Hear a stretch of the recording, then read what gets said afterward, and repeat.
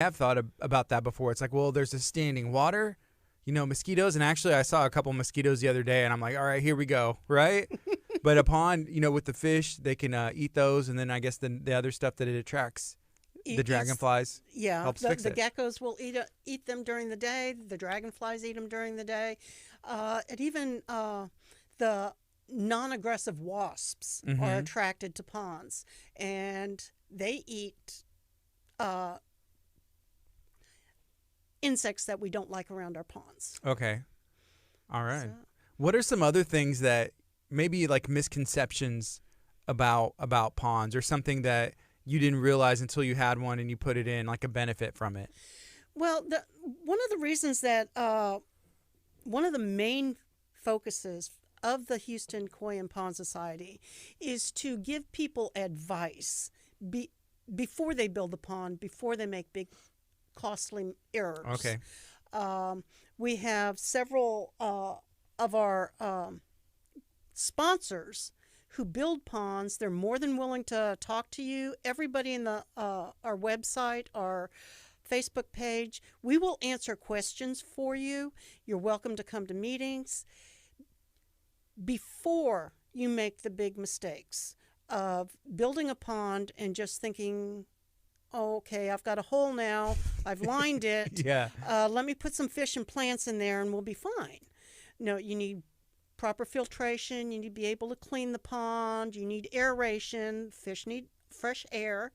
You need to be willing to do some work with it. Mm-hmm. It's not a maintenance free project, but if you do it right, the maintenance is very minor, and just after it's established, maybe every 3 to 4 weeks, you have to clean the filters once it's built properly. And part of our job is to make sure that it is built properly. How much space do you need, realistically? I guess, like, what's the smallest space that you could put a pond in? I just did a fish rescue out in Katy last week, and she had a pond that was about 100 gallons, and it was about 3 feet across and 5 feet wide, and about 2 feet deep. That's all the space she had. She has a very tiny backyard. It was there when they bought the house, but she the fish needed to go to a different home. They were getting too big for the pond. Okay, so I was gonna ask what a fish rescue was, Yeah, or what it is. yeah. A lot of there are people who buy property that have ponds that they don't know how to take care of the fish and are unwilling to learn. So we go out and get them. There are people who have fish that are too big for their ponds. Uh, they put them in as little tiny 3-inch little fish, and within a year they're 12 inches long, and they're going, oh, I don't have room for all this. Yeah. Yeah.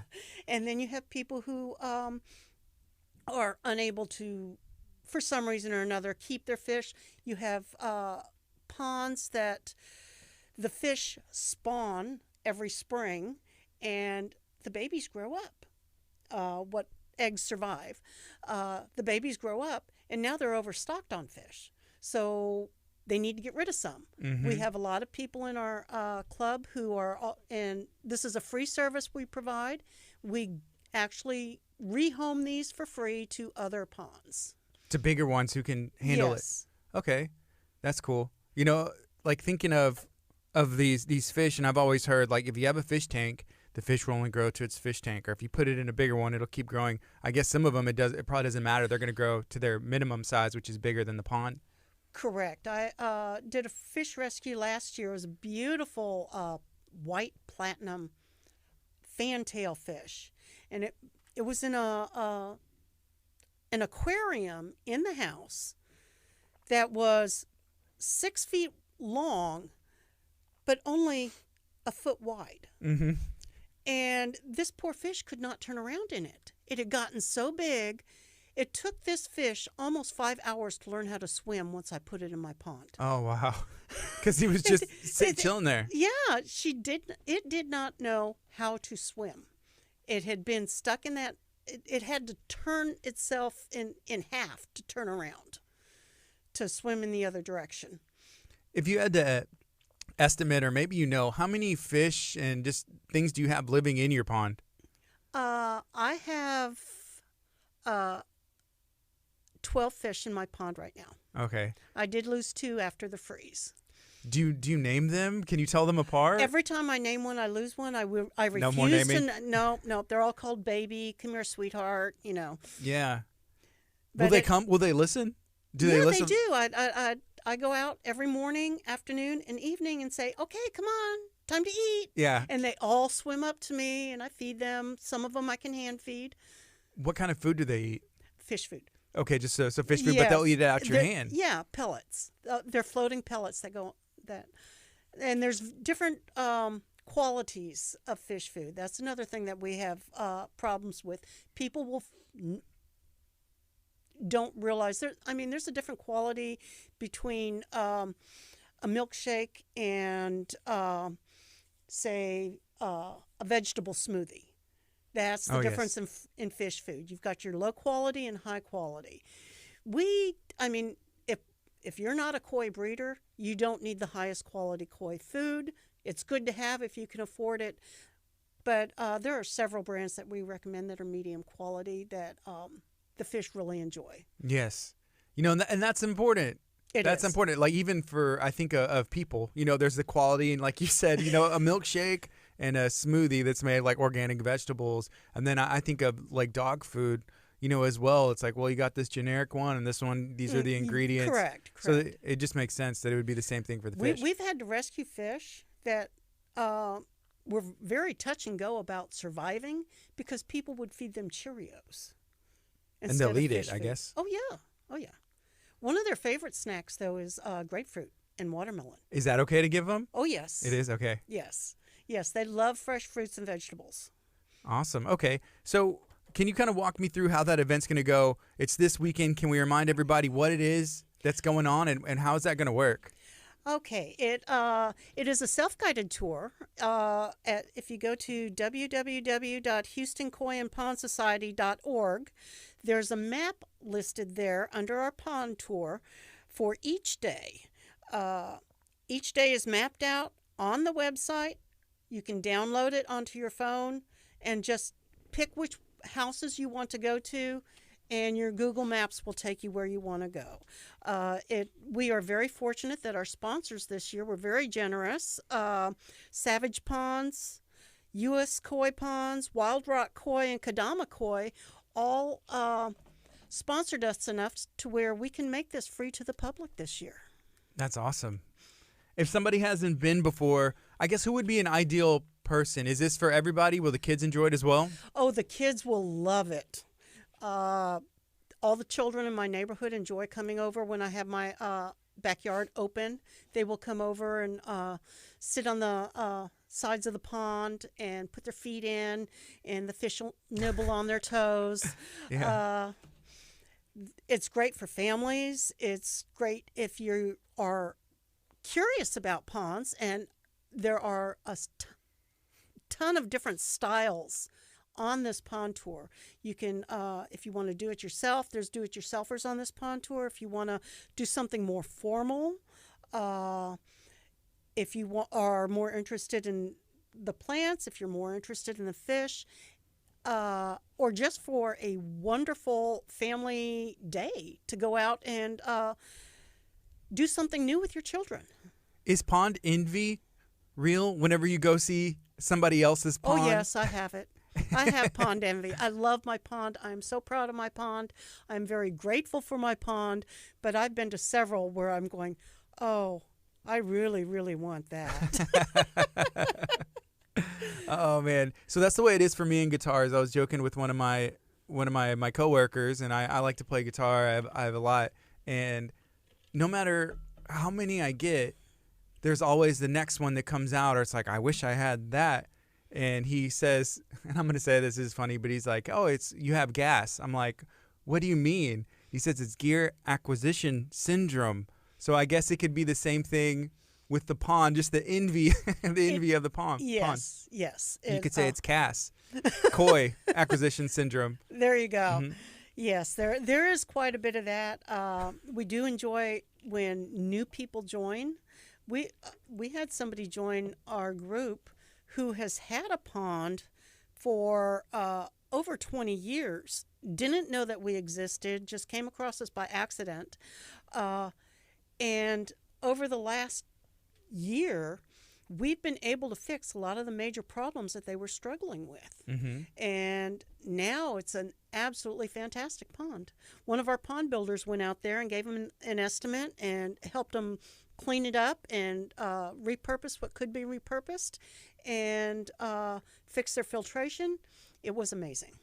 So I know it's the Houston Koi and Pond Society, so it's koi fish, right? Yes. So in these ponds, is it going to only be koi? Are there different kinds of koi, or is there going to be other fish as well?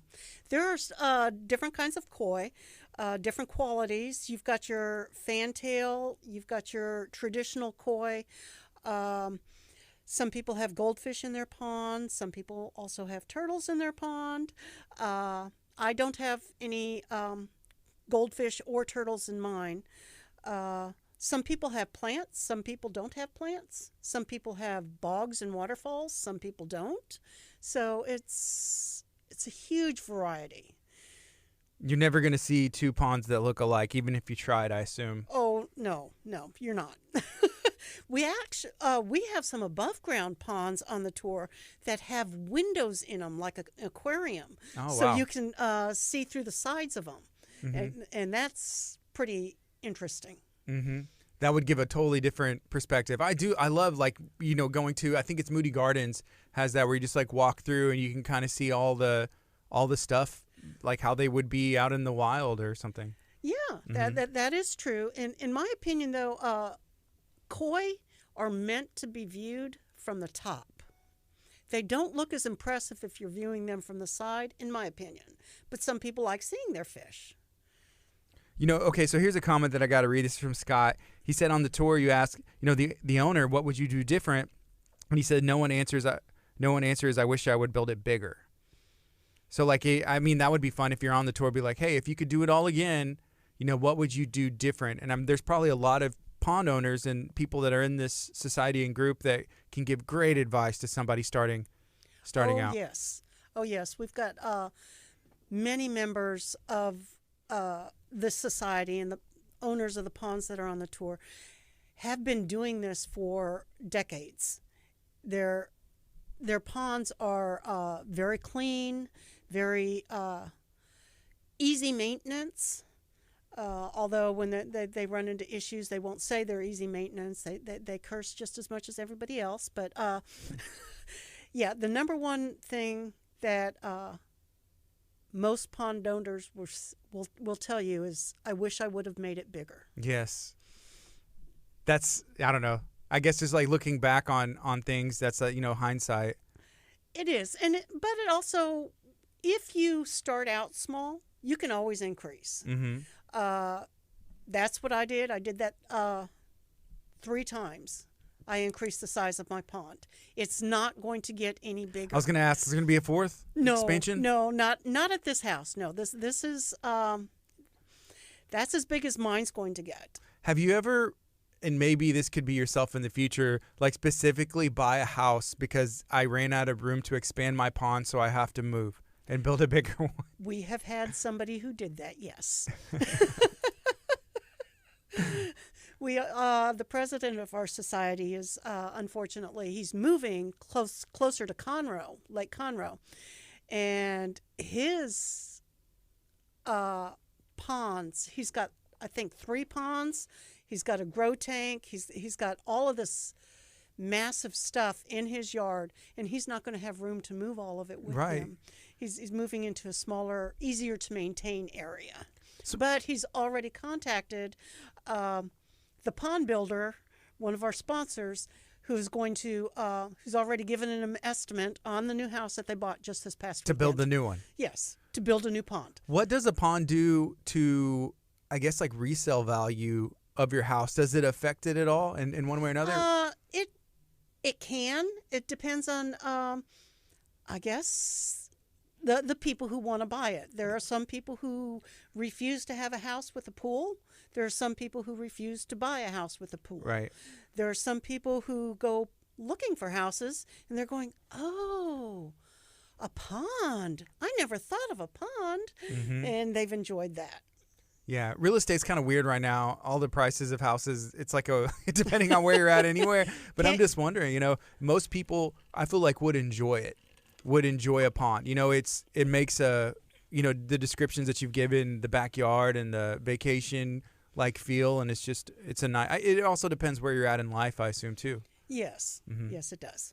So, several of our fish rescues are for people who bought houses with ponds, and they like the pond, but they don't like the fish maintenance. So they keep the pond, but they donate the fish. Okay, and then it's just like a beautiful. It's a site. It's still a beautiful oasis. You've got your plants, you've got your running water, you've got your waterfalls, but you don't have the problem of, am I going to kill my fish? Yeah. They just don't want to deal with the fish, but they love the pond idea. Have you heard some crazy fish stories? I've heard a lot of crazy fish stories. Is there any that you can share? Anything that comes to mind? Well, we had a fish that was got a small spot on its tail, and within 2 days, most of the tail was gone, and nobody knows what was attacking it. We've had fish that most of the crazy fish stories have to do with either a parasite or a predator. One of our members had a predator that took out 12 of his fish in one night and left bits and pieces of them all over his yard.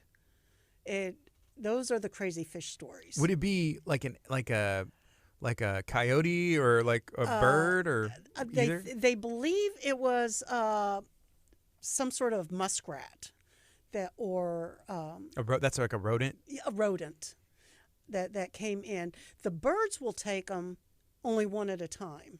But to do 12, it would have to be on a mission, and it's almost like you're not eating all those. They're just doing it to. Well, it was in whatever. downtown Houston, and the rodents there. A lot of their prey went away with the freeze also, so they're going, oh, look, yes. Sushi buffet. Thank you. Right. Yeah, and Scott, so he answered. He said mink or otter. Mink or otter. Okay. Potentially one of those, yeah. How would you protect yourself in your pond from those? Are there different ways you can do that? You can set up a trap it, and have it removed. You can set up lights, automatic lights, so when they come around, the lights will scare them off. There's automatic sprinklers that will do the same thing.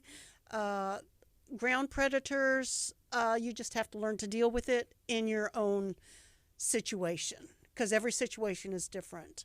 I had a giant blue heron. I don't know if you've ever seen one up close. And joyful experience. So I have learned now. I have canopies up over my pond.